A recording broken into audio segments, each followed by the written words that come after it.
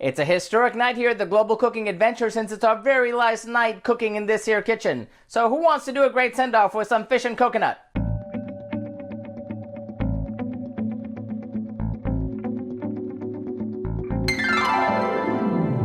And welcome back to Cliffieland. This is Weekend Country number 109 on our second attempt of cooking the food of every single country in the world. And tonight we're up to the Marshall Islands. Now the Republic of the Marshall Islands is located in the Pacific Ocean in the Micronesian island chain. It is a collection of 5 islands and about 29 coral atolls located roughly between Australia and Hawaii. It shares maritime borders with Nauru, Kiribati, the Federated States of Micronesia, and Wake Island, which Marshall Islands says actually belongs to it, but that's a different story.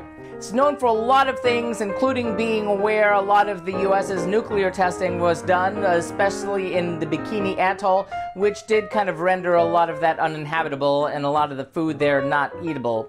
But historically, the food of the Marshall Islands, as you would imagine, is centered largely around fish, coconut, pandan, taro, rice, and basically a lot of the foods that people have brought to the islands from wherever they started from. There are a lot of great traditional dishes that are done there, a couple favorites being a cod that's wrapped in banana, and your traditional roasted chestnuts, among other things. However, we're not doing those, because what we're doing tonight is 2 of the 3 dishes we did when we did this 4 years ago. So let's see how things went when we tried things then.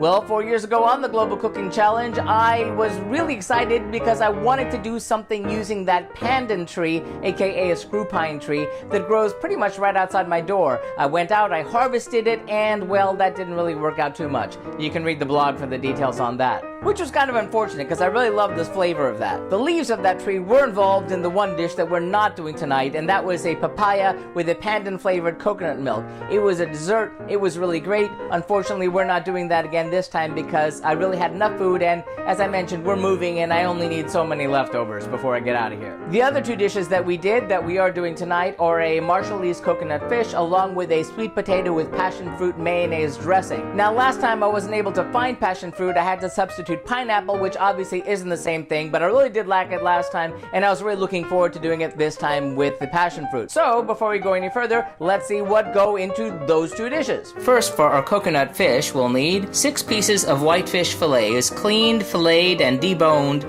and cut into even 1 to 2 inch pieces. Here we are using grouper. 2 cups of coconut cream, half an onion finely chopped, although we have here substituted about 6 Asian shallots finely chopped, 1 teaspoon of salt, another teaspoon of salt, 2 fresh Thai chilies thinly sliced in rounds, 1 tablespoon of cornstarch, 1 tablespoon of lemon juice, 2 tomatoes sliced, 6 tablespoons of peanut oil, 6 tablespoons of flour, and 1/4 teaspoon of ground white pepper. And then for the roast sweet potato salad with passion fruit mayonnaise, we'll need, for the salad, about 1/3 of a head of iceberg lettuce washed and chilled, 2 large sweet potato peeled and cut into 1/2-inch cubes, 7 ounces of raw whole macadamia nuts, 2 avocados cut in a large dice, 1 tablespoon of peanut oil, salt to taste, and then for the dressing, 1 passion fruit, 3 tablespoons of mayonnaise, about a tablespoon of lemon juice, 1 teaspoon of coconut sugar, and 1/4 teaspoon of vanilla essence. Like I said, we had to substitute shallots for the onions in there because A, I didn't have an onion, and B, I need to use up some of that stuff in those there cabinets before we get out of here in a few days. Now, time's running out. We gotta get cooking. In a small bowl, place the cornstarch and a small amount of the coconut cream. Mix it together well, then preheat your oven to 300 degrees Fahrenheit. Then in a saucepan, place the remaining coconut cream, onion, salt, chili pepper, lemon juice, and the cornstarch mixture. Bring the mixture to a gentle boil, stirring all the time. Do not allow the sauce to boil hard as it will become lumpy. Simmer for 3 minutes, then remove from the heat.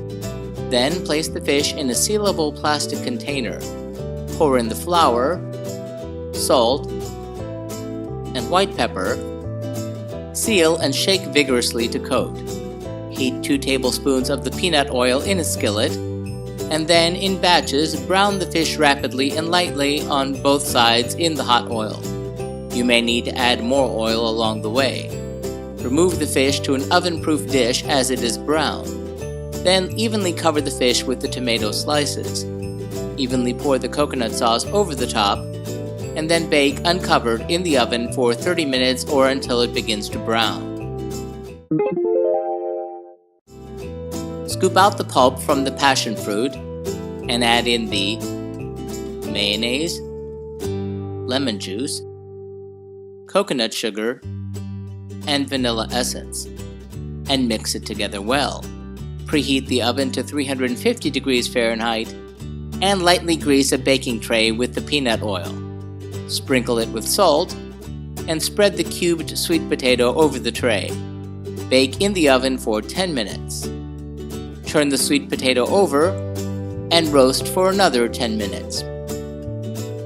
Take it out of the oven again and add the macadamia nuts to the tray, and roast for another 10 minutes, keeping an eye on the tray. Meanwhile, lay the lettuce leaves around the inside of a bowl. Remove the tray from the oven when the nuts are evenly golden, and set it out to cool. Then, to the bowl, add half of the diced avocado. Then add the sweet potato and macadamia nuts, and top with the remaining avocado. Finish by drizzling the dressing all over the salad. Serve the salad family style, remove the fish from the oven, and serve it family style or in individual servings.